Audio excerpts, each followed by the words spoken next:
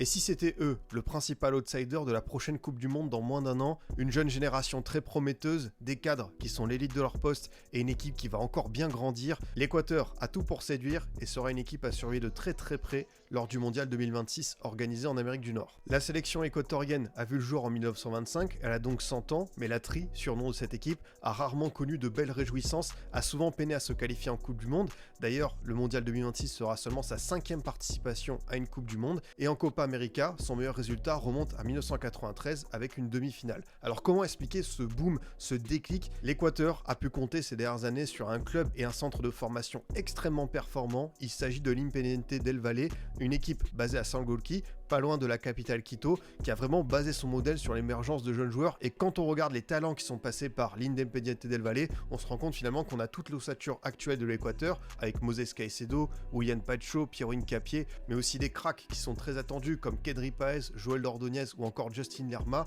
L'Équateur est devenu petit à petit une équipe qui compte en Amérique du Sud, qui obtient de très bons résultats en éliminatoire. Quand on voit le 11 type de cette équipe, on se rend compte qu'on a vraiment une très très grosse base défensive avec des joueurs qui évoluent en Europe, qui sont très performants. C'est un atout pour cette équipe. On espère pour eux que certains joueurs vont s'affirmer un peu plus offensivement, même s'il y a toujours l'expérimenté Ener Valencia, 35 ans, qui est toujours présent. Mais rien qu'avec Willian Pacho, qui a été monstrueux avec le PSG, vraiment le meilleur défenseur central de cette saison 2024-2025, et Moses Caicedo, le milieu de terrain tentaculaire de Chelsea, un phénomène à son poste qui récupère un nombre incalculable de ballons, l'Équateur sera réellement un danger pour tout le monde. Reste désormais le plus dur, confirmer évidemment ce statut d'équipe surprise et frapper un grand coup lors de cette Coupe du Monde où on attend l'Équateur de pied ferme. Si cette vidéo t'a plu, n'hésite pas à t'abonner, mettre un like et un commentaire, et moi je te dis à très vite pour d'autres contenus foot.